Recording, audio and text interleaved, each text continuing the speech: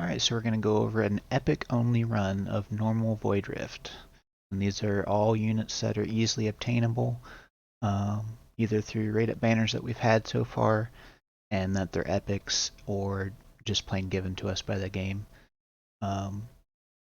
If you need to know of any substitutions for any of these units I'm using, feel free to comment down below and I'll suggest easy replacement. I will be using Dolores, but you can easily substitute her for Lunaria, or Laurel here, sorry, or even the rare version of Autumn, similar, using as a buffer. First unit that I'll be going over to use for this is Lunaria, which is going to be achievable through the Shard event that we currently have going on. These are the current gear and stats that I have on her. And then I will also be using Maul. This could be substituted with any other Piercer Archer, although his AoE is nice. Brienne can be used. She's got somewhat AoE, or even Theowen if you've got him up well enough. Isolde was the first Shard summon event that we had. We'll be using her faction bonus and Lunaria's faction bonus. I'll be using Midan as a healer. These are the gear that I have on her and her stats, and then also Vortex from the same faction. If you don't happen to have Vortex, Hollow can be used. She's got the same heal range. The heal range is pretty important in a couple of these stages. And then Olog, we recently had a raid up, and then supposedly with the next update we might be getting a free copy of him.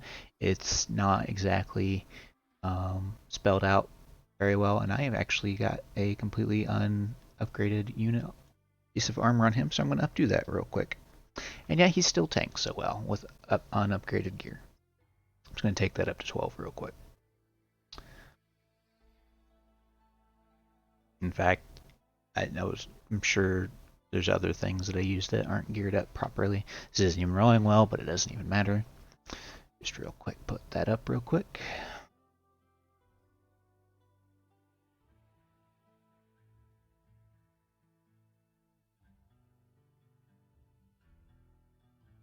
Alright. So, Olog. And then I will be using Torio. Not the greatest geared either. I tried to not have completely maxed things out to make this easily accessible. A lot of people complain that even normal Void Rift is too hard. She's one of the 4 people you can get for free at the start, between her, Theowen, Brienne, and Tazira. Unfortunately, if you got Tazira, she's undoubtedly the worst of the 4, but the other 3 are usable quite often, and to even in the end game, especially with Toriel, and Brienne has her uses as well. And then Wrath is a unit given to you for free for logging into the game. I'll be using him as just an off tank to hold a lane and self-sustain with Awaken 5, which if you're into the second month you get 1 free awakening on him, and then you can use soul shards from Tide to easily get him to 5. And then lastly, Iona I'll be using. So none of these are, they're not all fully maxed out. They have all got skill upgrades. They are not all fully awakened. They're not all in mythic gear. But that is the basis of the team that I'll use. For the gold ogre one that comes, I'll use a little bit more DPS team, which we'll go over when we get to that, just because you don't need as many tanks and healers, of course, but they're still all going to be all used epic, just so that this is doable with anyone with epic team. Okay, so I actually recorded this, so I'll go ahead and start the replay and comment over it while it is playing.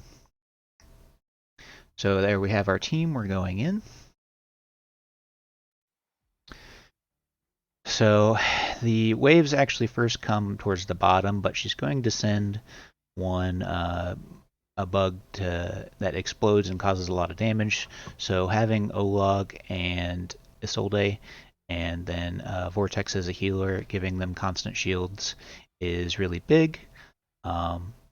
If you place your tanks in their respective spots on the outside, then it only basically leaves you with the center row to place units, because periodically boulders will come down and attack the area all around your tanks that you place. If you only place one tank, it will only constantly hit them, and then you can place a fighter there if you have a really good fighter, and then you can utilize some of the other spots. But basically, you just want to place a buffer, a healer, and then a DPS facing up and a DPS facing down. And I'm going to go through this without using ultimates on cooldown. Honestly, they weren't really needed.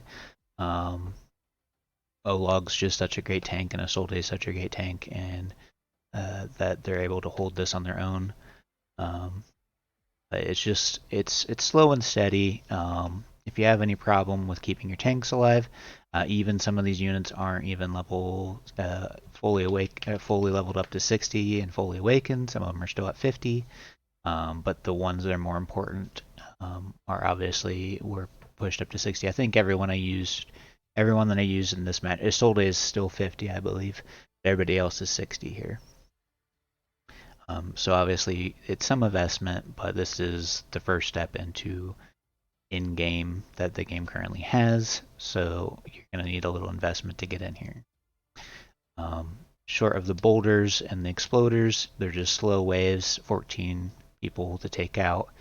I just blow some ults at the end just to get it through. But this one's fairly straightforward and easy to get through.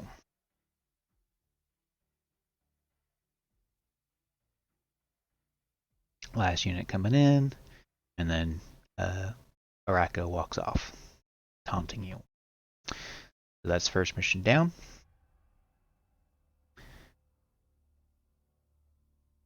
Go ahead and go to the second one.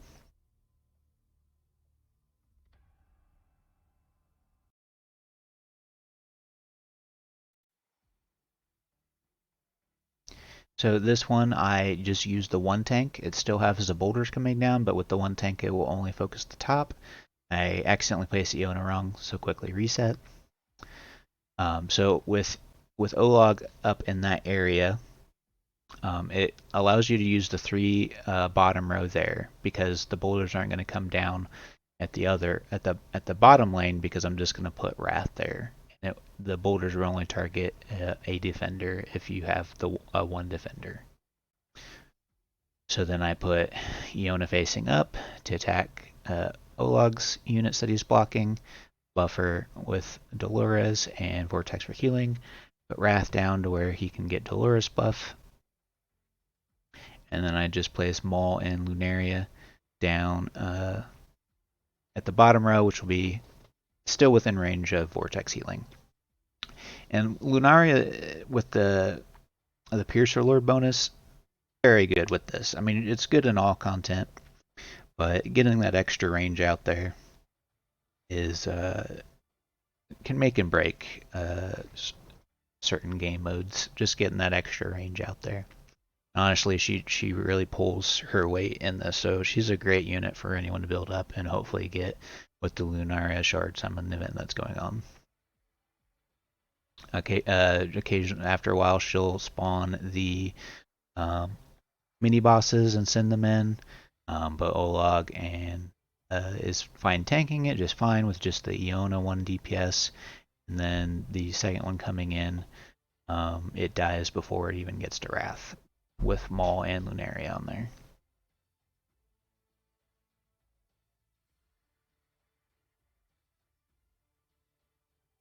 So we're 2/3 of the done with this wave. Just skeletons coming in. It's nice and slow with phase 1.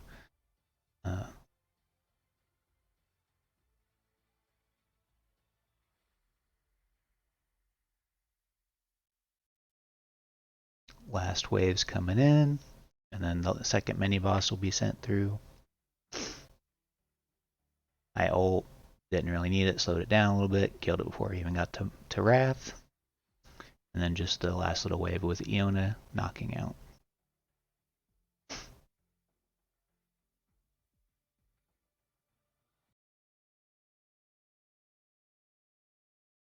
Okay, so then we're on to the next one.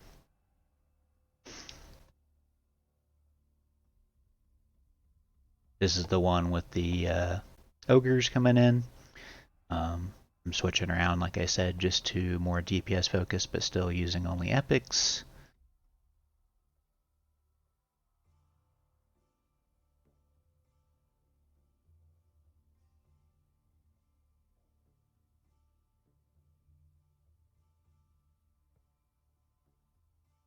I was just going to use the same units, but then I realized you don't need tanks as much in this one. Deimos was in a raid up, the first raid up when the game started, but if you don't have him, any other Nightmare person can use. I was just trying to get a little bit of the Nightmare Lord bonus going for this one. I threw in more piercers to go off Lunarius buff.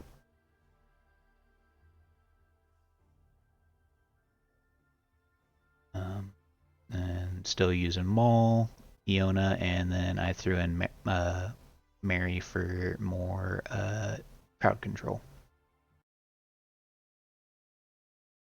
And this is similar to the experience raids or the gold raids. You just kill them as fast as you can. It doesn't have the same. You kill a wave, they come faster like they do, but the premise is still the same, except for you're getting more of the bosses coming at you with each wave than just the one at the end with those. But AoE, quick damage, crowd control get you through this fairly easy. I only have Wrath defending the portal at the end, and stuff is just melting from all the damage that I have going. I put Nisandi just to give everyone attack speed, more so than the healing, just as a mini buff to having her on the field with attack speed bonus.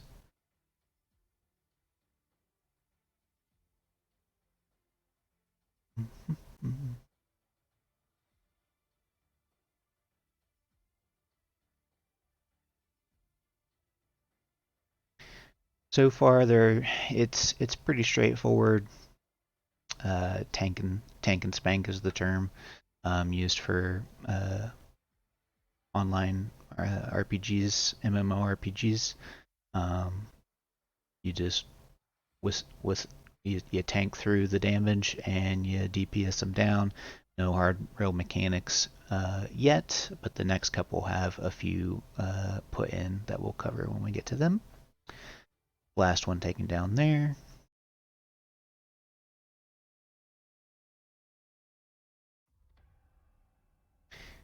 And gather our reward.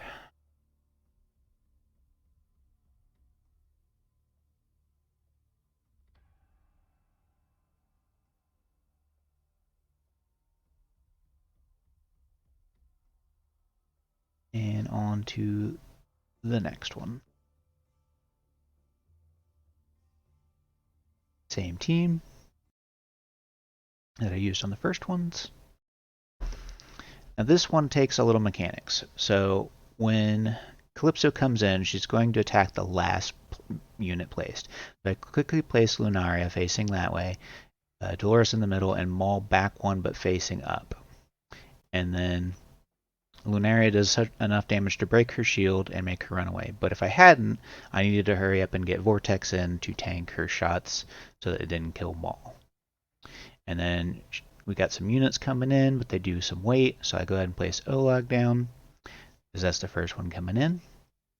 And then you got some time, I play Toriel and face to the side to face this lane, and then with her ult I can attack some things off to the side if need be. Place my other tank, and I don't really need to place another unit at this point, but I end up placing one towards the end just for a little additional damage, but I would have been fine either way. But here's Calypso again. She's going to attack the last unit, which was Isolde.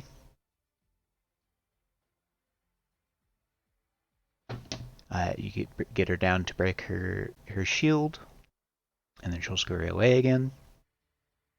And all the while, there's units jumping across water, and they get transformed when they jump underwater and become stronger. But honestly, with normal, they're not that hard. You can place units up there just to get them before they jump in the water and transform, but they would have to be people that can sustain themselves, like Wrath or someone with a self-heal occasionally. Calypso will be coming for the last time. She's going to start trying to charge her Steelstone Summoning, and you got to break her shield again before she procs that.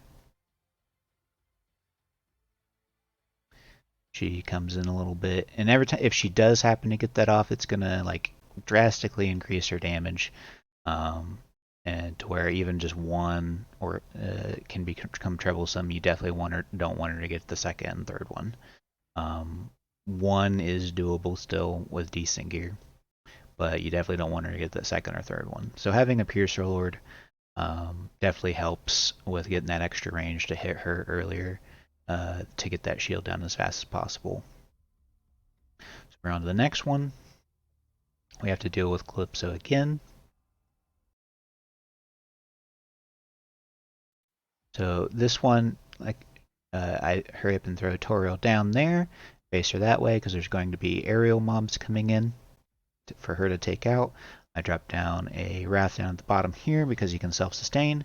Quickly throw down Dolores and Lunaria facing down because there's going to be mobs coming in that she can hit a little bit, but mainly, and then a DPS facing up, in this case Iona, because we're preparing this all for Calypso to come onto the field. So I just let them DPS down whatever's coming in and wait for Calypso to show in and immediately place Olog down. She goes to do her Steelstone Summoning. Lunaria does short work of breaking her shield and annihilates her health with Dolores buff. Dispawn Lunaria when she's no longer of use. Iona's now attacking her. She starts to Steelstone Summon. I ulted with her as soon as she started doing DPS, and I throw down Vortex. He can tank Calypso's attacks as the last unit placed. But at this point, Calypso's already down, so I don't have to worry about her again. But if she was to continue, she would go to across the right, in which you could place a DPS in that top right corner, and DPS her down again, and then she would move to go to where the tank is. So you have 3 chances to knock down her shield, and then she goes for a tank, but we already knocked her down. So now I can just place units down to kill the final waves coming through, because there's still over half the units still to come onto the map. So I go ahead and replace a couple people over on the left just to hit units as they're coming in.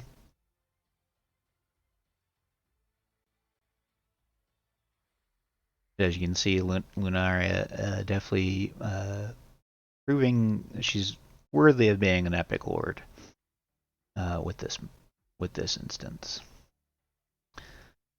So the last waves are coming in. I'm just hitting people as they come in.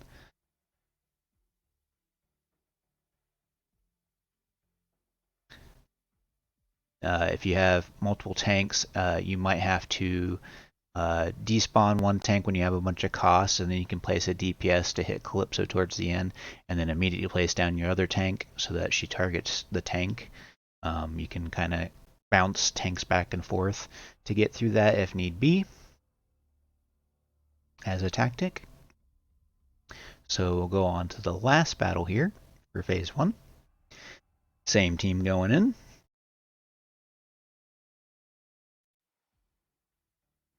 So with this one, I like to, there's a couple different ways to do this. I like to place my tanks all the way towards the back. And you'll see me hop some things around. But with my units that I have currently with their gear, I didn't really need Vortex there. So eventually I decided to take them out. But it's the same thing with the falling bricks, where they're going to fall around your tanks. So that leaves only the front 2 spots that DPS can be safely, in which you can then put healers in the back 2 spots there. They're going to get hit by the falling boulders, but hope if you have them tanky enough as HP scaling healers, they can keep themselves alive. I place Dolores down as a buffer, and I have Lunara facing the left and Iona facing the right. And it just slowly sends waves at you. If you have 2 tanks there, you just need enough DPS to take down a couple of the units in between the waves. Not really hard. When the mini bosses come in, a little bit more different. I used their ultimates to get shield passed out and higher their defenses. On the next difficulty, she will periodically poison you, in which you need someone that can cleanse poison, but it's not noticeable on normal mode. But Medan, or if you have Elwyn, she can dispel poisons. So in comes the other mini boss, and we just take them out using cooldowns. But as you can see, I still have 2 units I can place down if something goes awry, either whether it's more DPS or someone to hold the line a little bit. And now there's just Araka left, waiting for her timer to go down. And I'll rotate some people around just to get more DPS onto her and kill her faster. Because I will no longer need DPS on the right as she's coming in. Dolores did go down, but I'm confident that Medan can keep healed enough, so I throw down Maul. Go ahead and get rid of Iona, but then I place Vortex anyways, as you might need to if you happen to need more healing as she comes in.